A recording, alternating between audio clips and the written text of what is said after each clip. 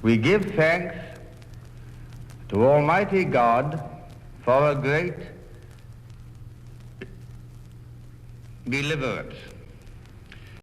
Speaking from our empire's oldest capital city, a war battered, but never for one moment daunted or dismayed. Speaking from London, I ask you to join with me in that act of thanksgiving. Germany, the enemy who drove all Europe into war, has been finally overcome. In the Far East, we have yet to deal with the Japanese, a determined and cruel foe. And to this, we shall turn with the utmost resolve and with all our resources. But at this hour, when the dreadful shadow of war has passed far from our hearts and homes in these islands, we may at last make one pause for thanksgiving and then turn our thoughts to the tasks all over the world which peace in Europe brings with it.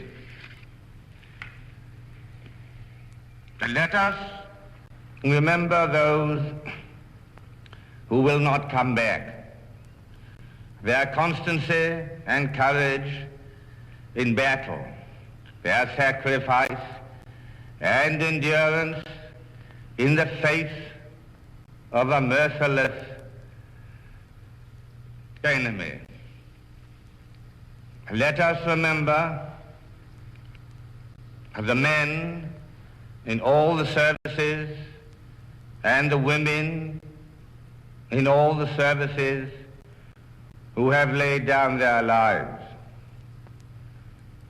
We have come to the end of our tribulation, and they are not with us at the moment of our rejoicing. Then let us salute in proud gratitude the great host of the living who have brought us to victory. I cannot praise them to the measure of each one's service, for in a total war, the efforts of all rise to the same noble height, and all are devoted to the common purpose. Armed or unarmed, men and women, you have fought, striven, and endured to your utmost. No one knows that better than I do. And as your king, I thank with a full heart those who bore arms so valiantly on land and sea or in the air, and all civilians who, shouldering their many burdens, have carried them unflinchingly without complaint. With those memories in our minds, let us think what it was that has upheld us through nearly 6 years of suffering and peril. The knowledge that everything was at stake, our freedom, our independence, our very existence as a people, but the knowledge also that in defending ourselves, we were defending the liberties of the whole world, and that our cause was the cause not of this nation only, not of this empire and commonwealth only, but of every land where freedom is cherished and law and liberty go hand in hand. In the darkest hours we knew that the enslaved and isolated peoples of Europe looked to us. Their hopes were our hopes. Their confidence confirmed our faith. We knew that if we failed, the last remaining barrier against a worldwide tyranny would have fallen in ruins. But we did not fail. We kept faith with ourselves and with one another. We kept faith and unity with our great allies. That faith, that unity have carried us to victory through dangers which at times seemed overwhelming. So let us resolve to bring to the tasks which lie ahead the same high confidence in our mission. Much hard work awaits us both in the restoration of our own country after the ravages of war, and in helping to restore peace and sanity to a shattered world. This comes upon us at a time when we have all given of our best for 5 long years and more. Heart and brain, nerve and muscle have been directed upon the overthrow of Nazi tyranny.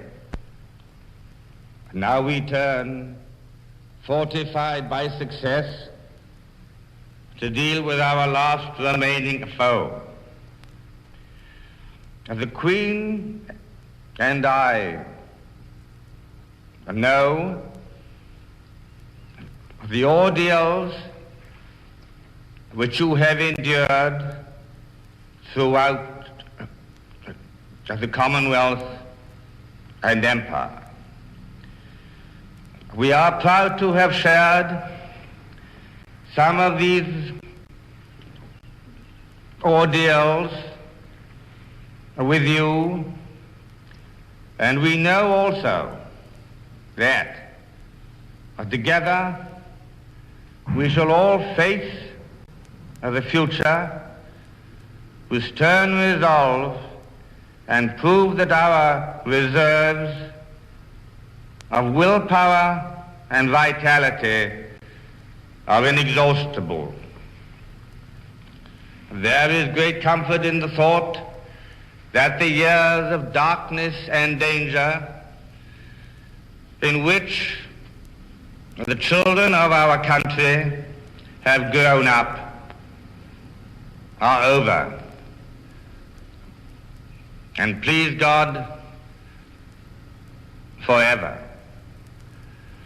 We shall have failed, and the blood of our dearest will have flowed in vain, if the victory which they died to win does not lead to a lasting peace founded on justice and goodwill.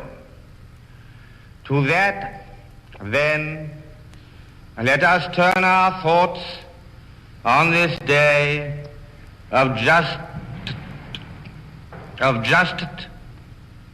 triumph and proud sorrow, and then take up our work again, resolved as a people to do nothing unworthy of those who died for us, and to make the world such a world as they would have desired for their children and for ours. This is the task to which now honor binds us. In the hour of danger, we humbly committed our cause into the hand of God, and He has been our strength and shield. Let us thank Him for His mercies, and in this hour of victory, commit ourselves and our new task to the guidance of that same strong hand.